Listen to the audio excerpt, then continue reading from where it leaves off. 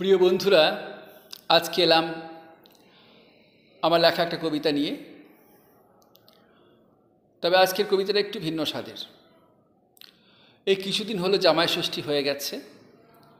বাড়ির একমাত্র ছেলে বৌমাকে নিয়ে শ্বশুরবাড়ি, সেখানে হই হুল্লোড়, চব্বচোলের ছোপে করে খাওয়া দাওয়া, শালা শালিদের নিয়ে হই হুল্লোড়ে মেতে ওঠা, দিন সাথে কাটিয়ে দিল এইভাবেই। অথচ ঘরে তার বৃদ্ধ বৃদ্ধা মা বাবা রোগশয্যায় শায়িত, সে খবর তারা রাখে না। পরিচারিকার কাছ থেকে হয়তো খবর নেয় মাঝে মাঝে, আর আমরা কিছু বলতে গেলেই ধমক দিয়ে ওঠে। এমনই একটা সিচুয়েশনকে নিয়ে একটা কবিতা আমি লিখেছি। কবিতাটির নাম জামাই ষষ্ঠীর ঠিক উল্টো পিঠ। কলবেও কণ্ঠে মনোজ ভট্টাচার্য। জামাই ষষ্ঠী করতে যাবে ছেলে যে আমার, বউকে নিয়ে বাইকে চড়ে গেল শ্বশুর ঘর। ভুরি ভোজের আয়োজনে শ্বশুর শাশুড়ি শালাশালি মিলে চব্বচস্য লেজ্জ পেয় করে খাই যে খাবার। আমোদে প্রমোদে মত্ত মাতাল হয়ে খুশি স্রোতে ভাষায় জীবন্তরী। প্রদীপের নিচে অন্ধকারে বসে আমরা দুজন বুড়ো বুড়ি। মোরা লোল চর্ম জনক জননী, জড়াও ব্যাধির দল দল পাকে ভরা ডুবি মোরা ভয়ে মরি। কাজের মেয়ে দেয় রান্না করে ঠিকই, যেন দেয় মুখে তুলে পিণ্ডি।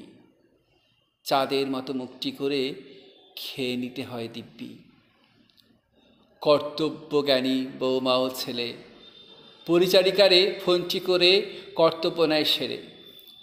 জানতে চাই তারা কুশল বার্তা, বুড়ো বুড়ি দুটো ঠিক আছে কি না। আমরা কিছু বলতে গেলে ধমক দিয়ে ওঠে, বলে বাজে বকা বন্ধ করো, চুপটি করে শুয়ে থাকো, বাঁশের চেয়ে কঞ্চি ধরো, বৌমা যে কঞ্চি কাটে চিমটি বড়। কথা তার বড় মিষ্টি সেজে বিষ মাখা তীর ছোড়ে মাঝে মাঝে, ইনিয়ে বিনিয়ে রসিয়ে রসিয়ে তীব্র ব্যঙ্গ করে। সেই মনে পড়ে কত কষ্ট করে করেছিলাম মানুষ সোনার টুকরোটিরে। লক্ষ্মী প্রতিমা হয়ে ঘরে এলো মেয়ে, গড়ে উঠেছিল সোনার সংসার সুন্দরী বৌমারে পেয়ে। স্থাবর অস্থাবর যেটুকু কাছে ছিল ছেলে বৌমা লিখিয়ে নিল। মাস তিনেক মোরা সোনার সংসারে ছিলাম অনেকটা সুখে। হঠাৎ এলো কাল বৈশাখী প্রলয়ঙ্করী রূপে, জাহ্নব মুনির মতো এক গণ্ডূষে সংসার সুখবাড়ি নিল যে শুষে। শ্বশুর শাশুড়ি ছেলে বউ মিলে সুখ কেড়ে নিল এক নিমেষে।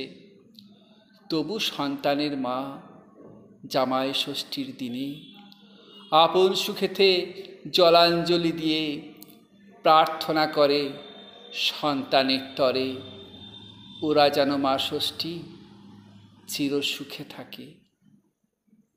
নমস্কার।